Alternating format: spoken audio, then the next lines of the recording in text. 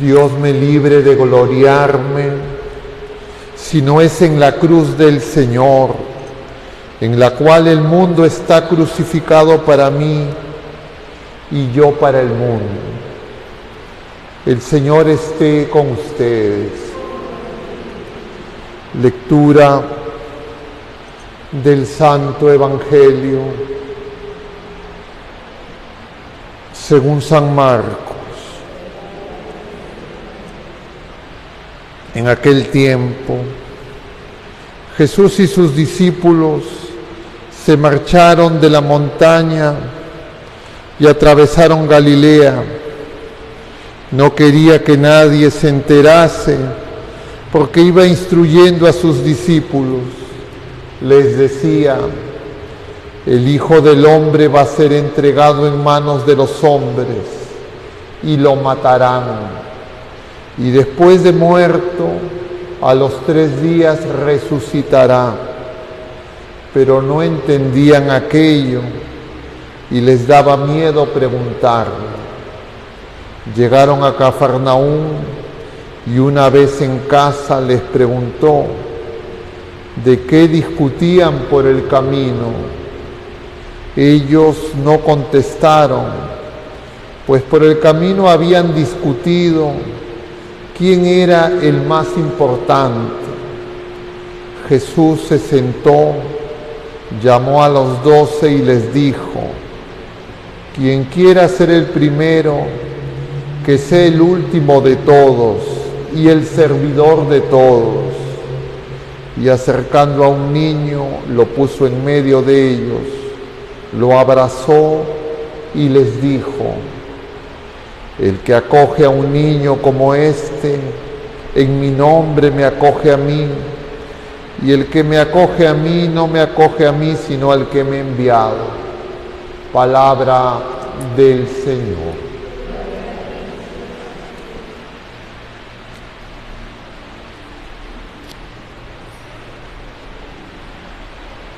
Muy queridos hermanos, estamos en este martes de la 7ª semana del tiempo ordinario, a pocas horas de empezar el tiempo de Cuaresma, el miércoles de ceniza, y el Señor en el Evangelio, según San Marcos, capítulo 9, les habla a sus apóstoles, a sus discípulos, de la cruz por segunda vez.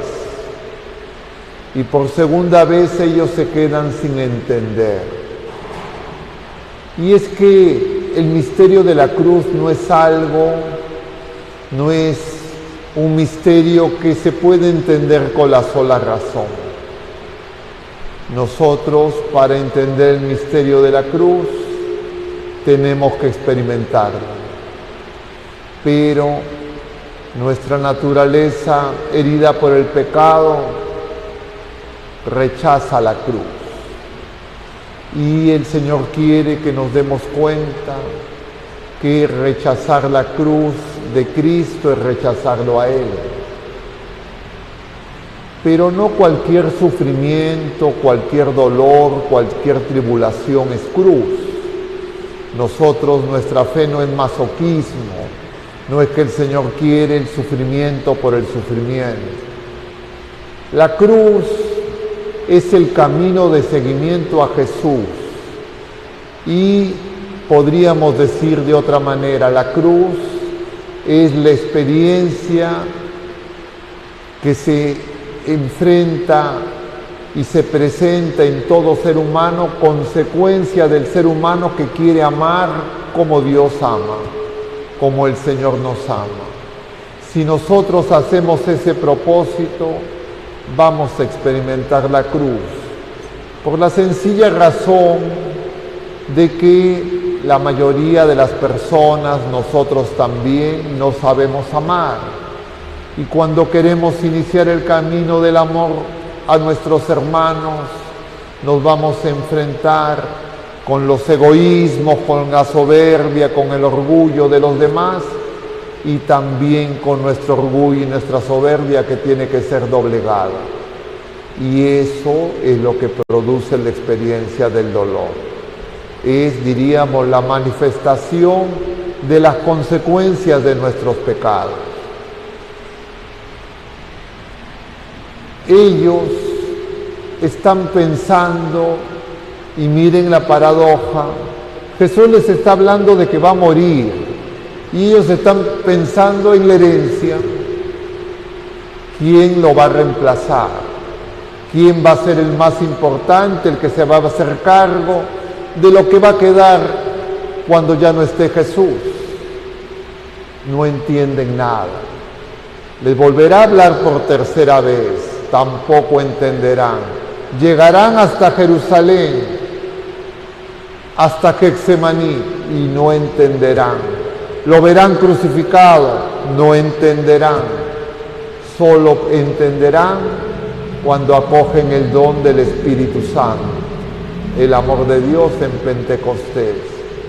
Iguales con nosotros, con la diferencia de que nosotros sí conocemos la historia.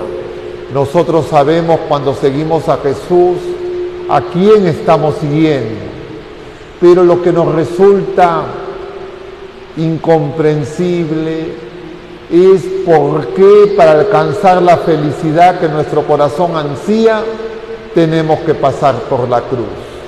Nosotros quisiéramos alcanzar la felicidad sin cruz, y ese camino es el camino no de Jesucristo, sino el enemigo de Dios y del hombre, del enemigo malo, que nos engaña diciéndonos que hay otro camino mejor.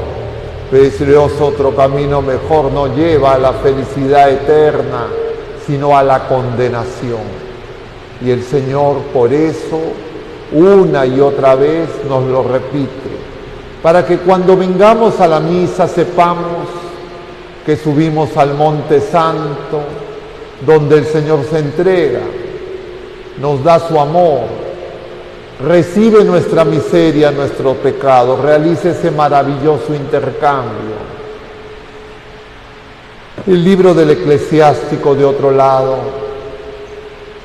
nos advierte de que nuestra fe no se puede presumir, nuestra esperanza no se puede presumir, nuestra caridad no es algo que nosotros podamos dar por descontado.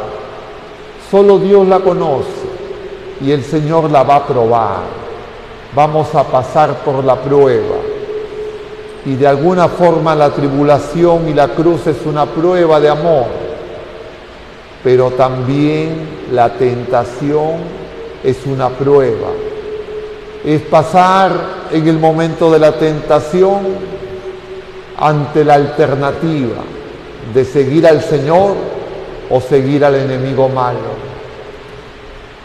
Muchas veces nos hemos equivocado, muchas veces caemos y podemos seguir cayendo, pero por eso es que, porque no es nuestra propia fuerza la que nos sostiene, la que necesitamos ir a la fuente del amor, al Señor misericordioso, que una vez más se entrega a nosotros. El Señor, ante esta discusión de los apóstoles, pone a un niño, lo acerca, dice, lo abraza y les dice que si no son como ese niño, no podrán ser sus discípulos. Y el niño, en el tiempo de Jesús, era el que no contaba, era el que no había que escuchar, era el descartado. Nosotros, por el contrario, en medio de este mundo, hemos sido contaminados con la levadura de Herodes, con la levadura de los fariseos, nosotros que queremos ser los primeros, pero el camino para ser primero es amar y servir, no hay otro.